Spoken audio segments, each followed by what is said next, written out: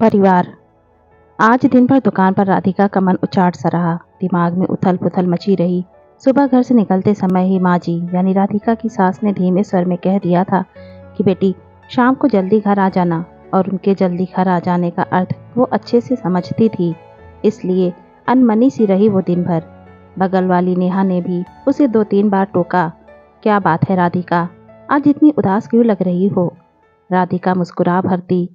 5 बजे नेहा और सामने वाली आरती को दुकान का ख्याल रखने का कहकर नेहा घर चली गई। जाते ही मयंक उसके पैरों से लिपट गया। माँ जी ने उसे चाय दी और तैयार होने को कहा। चाय पीकर राधिका ने हाथ मुंह धोया और कपड़े बदल तैयार हो गई। माँ जी ने जबरदस्ती उसके गले में चेन पहना दी और माथे पर बिंदी लगा दी। नियत समय पर राहुल और उसके माता पिता राधिका को देखने आ गए। राधिका को तो वे लोग फोटो देखकर ही पसंद कर चुके थे। आज तो एक तरह से बात पक्की कर विवाह का मुहूर्त निकालने आए थे। राहुल की माताजी ने शगुन देकर राधिका को एक तरह से अपनी बहू बना लिया। राधिका की आंखें भर आईं। ठीक इसी तरह एक दिन माँ जी ने शगुन देकर विनय के लिए उसे स्वीकारा था। तब मन में कितनी उमंगें थीं। नए जीवन में प्रवेश की खुशी थी, नए परिवार के साथ बंधने की प्रसन्नता थी। और आज वही सब दोहराया जा रहा है, लेकिन मन में कोई खुशी, कोई उत्साह नहीं। उल्टे दुखी और बुझा बुझा सा है मन। रात में मयंक ने राधिका के गले में बाहें डालकर बड़े लाड से पूछा, मम्मी, वो अंकल और दादा दादी कौन थे। वो तुम्हारे दादाजी के दोस्त और उनका परिवार था बेटा। राधिका ने उसके सर पर प्यार से हाथ फेर कर कहा। मयंक उससे चिपक कर जल्दी ही सो गया। पर राधिका को देर रात तक नींद नहीं आई। 6 साल पहले ही तो विनय से विवाह हुआ था राधिका का। प्यार करने वाला पति, दिन भर स्नेह बरसाने वाले सास ससुर पाकर राधिका को मानो दोनों जहां की खुशियां मिल गई थीं। बचपन में ही राधिका के माता पिता की मृत्यु हो गई थी। वो मामा मामी के यहाँ पली बढ़ी। उन्होंने उसे बहुत अच्छे से रखा। फिर भी राधिका का मन किसी को माँ पिताजी कहने को तरसता रहा। शादी के बाद विनय के माता पिता ने उसे भरपूर प्यार दिया। विनय उनका इकलौता बेटा था। राधिका के रूप में उन्हें बेटी भी मिल गई। साल भर के अंदर ही मयंक का जन्म हुआ। राधिका और विनय के प्यार का मयंक। विनय बेटी चाहता था, फिर भी वो बेटे के जन्म पर खुश हुआ। उसी ने बहुत लाड से उसका नाम मयंक रखा। अपने नए परिवार में राधिका बहुत संतुष्ट और प्रसन्न थी। सबके प्यार व मयंक के लालन पालन में वो अपने बचपन के अभावों और माता पिता की असमय हुई मृत्यु के हादसे को भूल गई थी। अब जीवन से राधिका को कोई शिकायत नहीं थी। हर तरह से सुख समृद्ध और संतुष्ट थी वो। लेकिन क्रूर होनी को राधिका का यह सुख रास नहीं आया। मामूली से बुखार में एक दवाई के रिएक्शन से विनय की हालत ऐसी बिगड़ी कि मात्र 3 दिनों में ही वो चल बसा। राधिका का मस्तिष्क शून्य हो गया। 4 दिन पहले का हंसता खिलखिलाता विनय यूं अचानक ही चला गया कि आज दुनिया में कहीं उसका नामो निशान तक बाकी ना रहा। राधिका की दुनिया उजड़ गई। नन्हे मयंक का रोना भी उसको सुनाई नहीं देता था। मात्र 2.5 साल का ही तो था वो, और उसके सिर पर से पिता का साया उठ गया। विनय के माता पिता ने अपने दिल पर पत्थर रखकर इस हादसे को बर्दाश्त किया और मयंक व राधिका को संभालने में अपना गम भुलाने लगे। महीनों बाद राधिका थोड़ी संभली और मयंक की देखभाल में अपना समय काटने लगी। उनके घर के पास ही एक छोटा बाजार था, जहां ऊपर वाली मंजिल पर महिला मार्केट था। वहां बहुत सारी गृहिणियां अपना व्यवसाय चलाती थीं। कोई पार्लर, बुटीक, तो कोई सिलाई पेंटिंग क्लास। घरेलू काम से निवृत्त होकर औरतें अपनी अपनी दुकानों पर आ जाती। सब सहेलियां बैठी रहती, आपस में दुख सुख भी बांट लेती और कुछ रचनात्मक काम भी हो जाता। राधिका के ससुर जी ने भी उसे वहां एक दुकान दिलवा दी। राधिका नियम से मयंक को स्कूल भेजकर दुकान पर आ जाती। दिन भर ग्राहकों में और आसपास की औरतों से बातें करने में बीत जाता।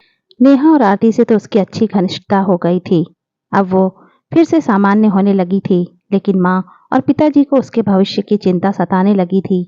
वे उसके पुनर्विवाह के लिए लड़का ढूंढने लगे। उनकी चिंता भी स्वाभाविक ही थी, क्योंकि वो मात्र 26 साल की ही तो थी अभी। पहाड़ सी जिंदगी वो अकेले कैसे काटती। राधिका दोबारा विवाह करने के लिए बिल्कुल तैयार ना थी, पर सास ससुर के तर्कों और याचना के आगे उसे झुकना पड़ा। 2-4 जगह खोज खबर के बाद उन्हें राहुल और उसका परिवार बहुत अच्छा लगा। सारी बातें तय हो गईं, विवाह की तिथि पक्की हो गई। तब एक दिन माँ ने बताया कि राहुल मयंक को अपनाने को तैयार नहीं है। राधिका पर तो मानो वज्रपात ही हो गया। उस मासूम से तो पिता का प्यार ही छीन ही लिया किस्मत ने, अब माँ भी छिन जाएगी। माँ, मैं ये विवाह नहीं करूंगी, मैं मयंक से अलग नहीं रह सकती। राहुल से कहिए अगर मुझसे विवाह करना है तो मेरे मयंक को भी अपनाना पड़ेगा, वरना इस रिश्ते में मुझे कोई दिलचस्पी नहीं है। राधिका ने साफ सपाट शब्दों में कह दिया। ऐसा मत बोल बेटी, हम हैं ना मयंक के साथ। सब जगह तुम्हारे विवाह की खबर हो चुकी और मुझे विश्वास है कि तुम अपने अच्छे व्यवहार से राहुल का मन जीत लोगी तो एक दिन वो मयंक को अवश्य अपना लेगा। तब मयंक को माँ पिता दोनों मिल जाएंगे। माँ ने राधिका को समझाया। बेबस राधिका माँ के तर्कों के आगे हार गई और उनके गले लगकर रो दी। मयंक के बारे में सोचकर उसका कलेजा मुंह को आने लगा। 15 दिन बाद ही एक सादे समारोह में राधिका और राहुल का विवाह हो गया। कुछ दिन राहुल के माता पिता दोनों साथ रहे, फिर वापस दिल्ली चले गए। राधिका नए घर, नए परिवेश और नए रिश्ते में अपने आप को ढालने का प्रयत्न करने लगी। राहुल बहुत समझदार, प्यार करने वाला और ध्यान रखने वाला जीवन साथी था। राधिका बहुत खुश थी।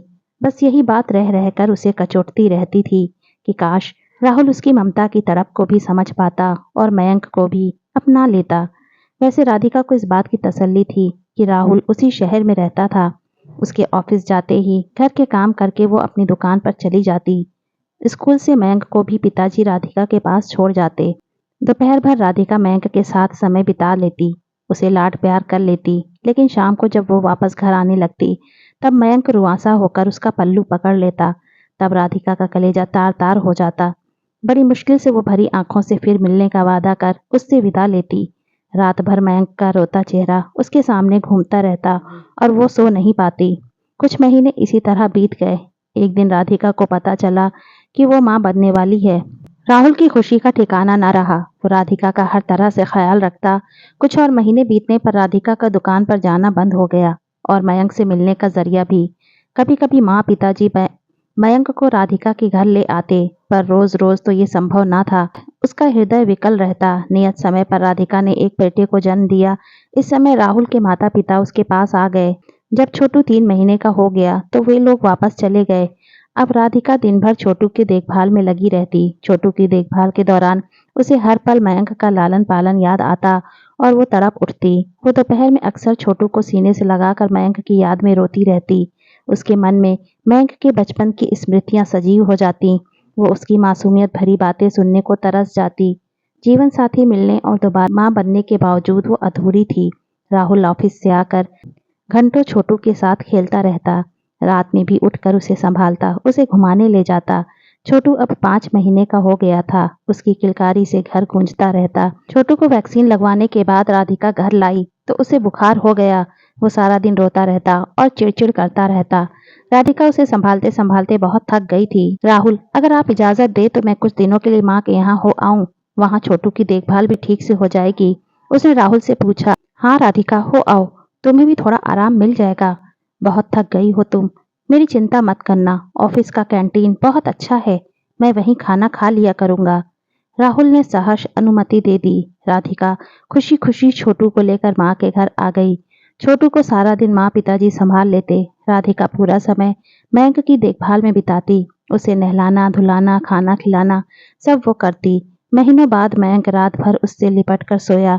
वो उसे नई नई कहानियां सुनाती। राधिका बहुत खुश थी और उसकी ममता भी पूर्ण रूप से संतुष्ट थी। राधिका के जाने के बाद राहुल जब शाम को घर आता तो उसे घर काटने को दौड़ने लगता। उसे राधिका और छोटू की बहुत याद आ रही थी। देर रात तक वो टीवी देखकर मन बहलाता रहता। रात में सोता, नींद में भी लगता कि जैसे छोटू रो रहा है या कुड़मुड़ा रहा है और वो चौंक कर जाग जाता। उसे ना घर में ना ही ऑफिस में चैन आ रहा था। ऑफिस में उसका मन काम में नहीं लगता और घर का सन्नाटा उसे खल रहा था। अचानक राहुल को एहसास हुआ कि वो तो बाप है, फिर भी 5 महीने के बेटे से 5 दिन की दूरी उससे सही नहीं जा रही है। लेकिन राधिका तो माँ है। 5 बरस जिस बेटे को उसने सीने से लगाकर पाला पोसा, उससे इतने महीनों वो किस तरह अलग रह पाई होगी। सचमुच वो कितना निर्दयी और छोटे दिल का है जो एक मासूम को उसकी माँ से जुदा कर दिया।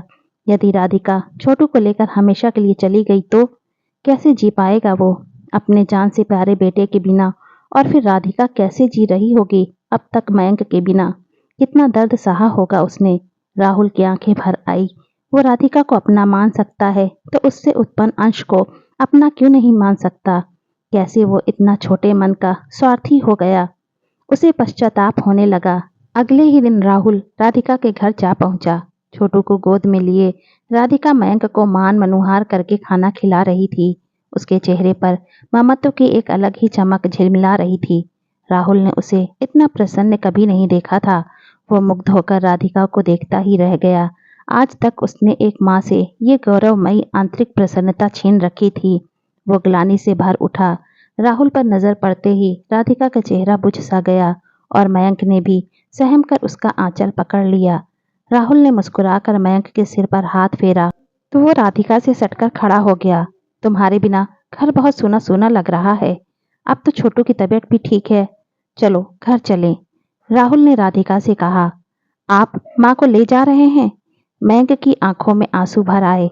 केवल माँ को ही नहीं बेटा, आपको भी घर ले जाने आया हूँ। अब से आप भी माँ के साथ ही रहेंगे, राहुल ने प्यार से कहा। सच अंकल? मयंक प्रसन्न हो गया। अंकल नहीं, पापा बोलो बेटा, मैं तुम्हारा पापा हूँ। राहुल ने उसे गोद में उठाकर प्यार से कहा। राधिका आश्चर्य से राहुल की ओर देख रही थी। मुझे माफ कर दो राधिका, मैं बहुत स्वार्थी था। आज तक मैंने माँ बच्चे को एक दूसरे से अलग रखा। मैं तुम्हारा अपराधी हूँ।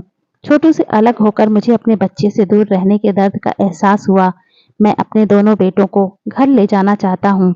छोटू के बिना मैं 4 रात नहीं रह सका। तुम मयंक के बिना साल भर तक कैसे रह पाई होगी? बस अब तुम्हें और तकलीफ नहीं दूंगा। राहुल के स्वर में क्षमा याचना थी। राधिका इस अप्रत्याशित खुशी को पाकर रो ही पड़ी। मैंने कहा था ना बेटी, एक दिन सब ठीक हो जाएगा। माँ और पिताजी कमरे में आते हुए बोले। मयंक राहुल के गले से लिपट गया। छोटू को सीने से लगाए राधिका ये दृश्य देखकर भाव विभोर हो गई। आज उसे लग रहा था उसका परिवार पूरा हो गया।